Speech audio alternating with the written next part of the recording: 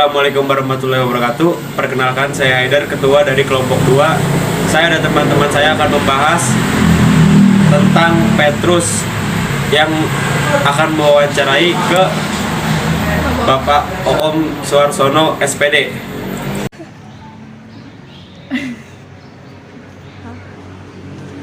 Sebelumnya, maaf mengganggu waktunya, Pak. Petrus itu apa sih dan bagaimana kejadiannya? Iya. Oke, terima kasih ya. Ini 12 MIPA 3. Kelompok berapa? Tahu. Di pertama lagi. Di pertama lagi. Ada 3 dengan ini yang datang ke Bapak ya hari ini. Berarti kamu yang kelompok ini yang pertama ini, yang pagi hari datang ya. Iya. Yang 2 ada janji dengan saya nanti jam 12:30, tapi di sekolah tempatnya. Besok. Ada kelas 12 IPA 1 dan 12 IPA 4 dengan topik yang berbeda-beda. Ini membahas mengenai Petrus adalah tugas sejarah Indonesia. sejarah Indonesia. Iya. Sudah minat bukan? Oh iya, Iya. ini Pak ya. Pak. Baik, jadi ini sejauh yang barangkali Bapak ketahui gitu ya. Iya. Karena kejadian ini yang kamu tanyakan ini di Petrus itu adalah kejadiannya di zaman Orde Baru, yaitu di zaman pemerintahan rejim Soeharto, Presiden kedua Republik Indonesia. Itu sekitar tahun 1983 sampai 1985. Jadi istilah Petrus ini populer awalnya 1983 dan berakhir dengan sendirinya gitu ya tahun 1985. Apa itu Petrus? Ya, itu singkatan dari penembakan misterius, salah satu operasi militer yang tertutup, yang dirahasiakan ya, di mana masyarakat itu tidak mengetahuinya. Jadi ini hanya di kalangan atas, tepatnya ini jelas perintah dari Presiden Republik Indonesia yang kala itu adalah Bapak Jenderal Muhammad Soeharto.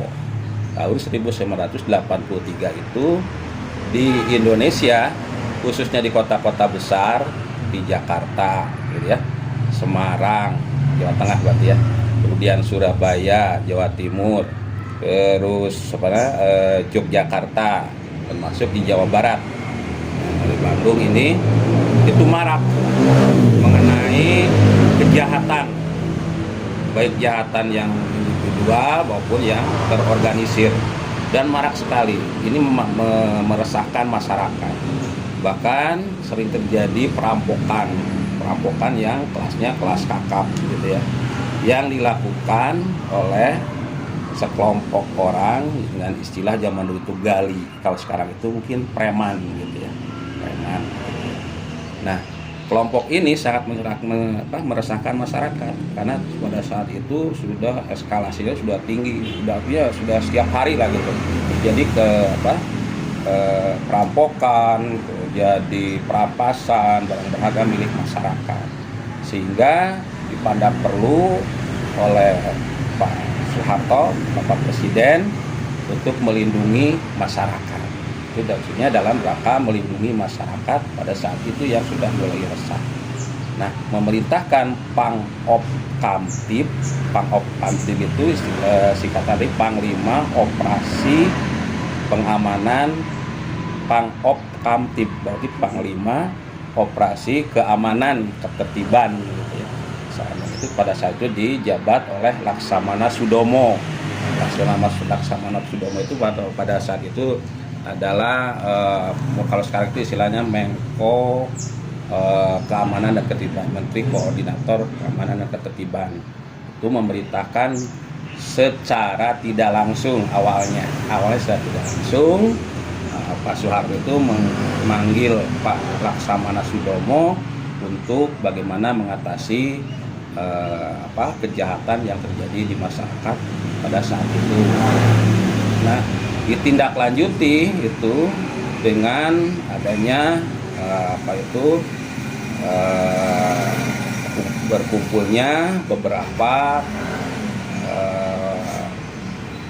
kalangan militer saat itu ada TNI dan kepolisian, ada Pangdam Jaya, Panglima daerah militer Jakarta Raya, kemudian Pangdam Jawa Barat, Pangdam Jawa Timur, Jawa Tengah, berkumpul semuanya di Jakarta untuk merumuskan bagaimana supaya ada suatu operasi besar supaya mengatasi keamanan, memulihkan keamanan ketika yang dilakukan oleh preman ini. Nah, pada saat itu ada istilah operasi celurit. Nah, karena pada saat itu maraknya para pelaku kejahatan itu menggunakan senjata celurit. Ya, seperti itu yang Pak, seperti yang dipunyai oleh orang Madura itu ya, seperti arit gitu. Nah, pada saat itu langsung ada gerakan itu. Ya. Gerakannya secara diketahui umum ya biasa ada istilahnya pemeriksaan setiap hari kalau di jalanan gitu ya, ada istilah operasi penertiban secara umum, tetapi ada satu operasi yang tidak diketahui umum itu ya, yaitu adanya penembakan terhadap gembong-gembong yang kejahatan ini dengan cara Petrus atau penembakan misterius. Jadi si pelakunya itu siapa tidak diketahui sampai saat ini, siapa yang menembaknya itu, apakah kalangan militer, apakah polisi atau sipil yang di backingi oleh militer gitu ya. Yang jelas pada saat itu malam harinya ini menurut beberapa pengamat yang saya baca, saya ikuti. Jadi pelaku kejahatan itu, istilah nama gembongnya, ditangkap, diikat tangannya, diikat lehernya, sudah ditembak. Nah, ditembak, setelah ditembak, diletakkan begitu saja di tempat keramaian umum, di bawah kolong jembatan, di pasar, di depan jalan umum gitu. Nah, ini diketahui oleh masyarakat umum pada pagi harinya. Dan ini tidak 1-2 orang. Dari tahun 83 sampai 85 ini sudah ribuan. Itu ada ribuan kalau tidak salah dihitung-hitung. Menurut informasi dari wartawan itu kurang lebih sudah ada 3.000 lebih bahkan ya. Itu yang diketahui umum. Jadi setiap harinya ada saja gitu ya. Yang gembong-gembong yang melakukan kejahatan ini ditembak dengan cara yang sama. 3 tembakan ini, 2 di dada, 2 gitu ya. Ditinggalkan begitu saja. Ada juga yang dilempar ke sungai, ada juga yang dikarungin, disimpan. Terus di sana itu yang suatu yang aneh gitu. Itu diletakkan uang 10.000 di atas mayatnya itu. Itu konon katanya untuk biaya penguburan gitu ya. Karena rata-rata masyarakat nggak tahu ini mayat siapa, nggak tahu. Karena misalnya ya gembong kejahatan Surabaya dibuangnya di Bandung, yang Bandung dibuangnya di Surabaya, begitu ya di acak gitu ya. Jadi sehingga masyarakat nggak tahu ini mayat siapa. Tentu harus dikuburkan kan tetap ya. Nah, itu oleh si pelakunya itu ditempatkan uang 10.000. Waktu itu 10.000 berharga penguburan aja. Nah, ini mendapat reaksi keras dari Amnesty Internasional. Kalau kita mah di dalam negeri ada istilahnya lembaga HAM itu ya, hak ajasi manusia. Karena ini mengadili gembong penjahat tanpa diadili langsung dibunuh gitu ya. Nah, tetapi sampai saat ini sampai tahun 1985 tidak ada seorang pun yang diadili di Amnesty Internasional, tidak ada. Siapa pelakunya karena memang misterius, tidak ada yang diketahui, sangat rapi, sangat misterius, sangat sama sekali rahasia, tidak diketahui orang. Nah, itu.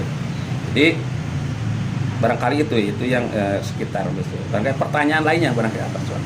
Bagaimana dampak dari kejadian Petrus? Dampaknya sangat besar sekali bagi masyarakat khususnya ya. Bagi masyarakat, jadi angka kejahatan itu turun, sangat drastis turun ya, bahkan mungkin di angka 0. Aman, masyarakat masa aman, untuk masyarakat masa aman. Jadi tidak ada lagi yang namanya aksi kejahatan, terutama kejahatan yang kelas kakap maupun yang, karena pada saat itu jangankan yang kelas kakap, jadi ciri-cirinya kalau orang itu ini orang bertato itu dikategorikan sudah orang yang jahat. Walaupun orangnya memang tidak jahat, tapi mereka pada takut gitu, tidak berani keluar dan sebagainya, menghapus tatonya, apalagi yang betul-betul jahat ya. Jadi seperti misalnya preman-preman yang kelas di bawah juga itu pada takut, suka memalak di pasar, memalak di terminal, itu tidak ada pada saat itu. Itu memang dampaknya terhadap masyarakat sangat besar sekali, merasa aman pada saat itu.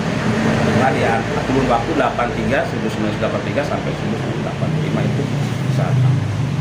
Ini kalau menurut pendapat saya, secara pendapat pribadi, masyarakat sebagai masyarakat merasa aman, merasa dilindungi oleh pemerintah. Karena memang tugasnya pemerintah itu adalah untuk melindungi masyarakat, iya, dari rasa aman, rasa nyaman, kita bekerja secara nyaman, orang keluar malam hari juga aman, gitu ya. Nah itu jadi dampak positifnya pada saat itu. Jadi mau kemanapun merasa aman pada saat itu. Minimal pada saat pemerintahan Pak Soeharto itu, ini bukan saya artinya mau besar-besarkan masalah, tapi ya itu kenyataannya, gitu ya. Di bidang keamanan pada saat itu Pak Soeharto merasa tegas sekali, gitu ya. Jadi tidak ada istilah main dengan aparat dengan apa. Jadi semuanya sudah diamankan. Ada lagi? Bagaimana tanggapan Bapak mengenai Petrus ini? Ya, kejadian pendapatnya tadi saya katakan bahwa saya pada saat itu, walaupun pada saat itu memang saya belum istilahnya dewasa, seperti kalian, jadi merasa aman, pergi ke sekolah misalnya merasa aman. Yang biasanya sebelum ada kejadian itu, kalau kita pergi di pasar misalnya, lihat orang yang malak itu seringnya, tapi saya nggak pernah mengalami. Tapi kalau teman-teman banyak, ya misalnya di terminal di Kuningan, ya ada yang malak, ada yang minta rokok tiba-tiba gitu ya, ada yang nyopet, ada yang jamret pada saat itu ya. Tapi setelah itu alhamdulillah angka kejahatan itu aman ya, tidak ada. Jadi pendapat saya ya ini bagus-bagus saja sih ya, demi dengan catatan tadi untuk melindungi masyarakat, melindungi rasa nyaman ya bekerja gitu ya. Jadi kemana-mana tidak ada yang mengganggu, terutama ya ibu-ibu, wanita gitu ya. Sasarannya pada saat itu ibu-ibu ya. Jadi pada saat itu alhamdulillah aman. Tidak ada istilah begal dan sebagainya pada saat itu. Di malam hari keluar pun aman gitu ya, gitu beraktivitas. Ada lagi nih? Udah Pak, makasih ya Pak. Sudah selesai? Sudah. Oh iya. Ya Bapak juga terima kasih ya. Ya. Atas sharingnya. Ini mudah-mudahan harapan generasi muda kedepannya sering-sering membaca sejarah gitu ya. Sejarah masa lalu ya, ambil hikmahnya yang baik ya, diterapkan di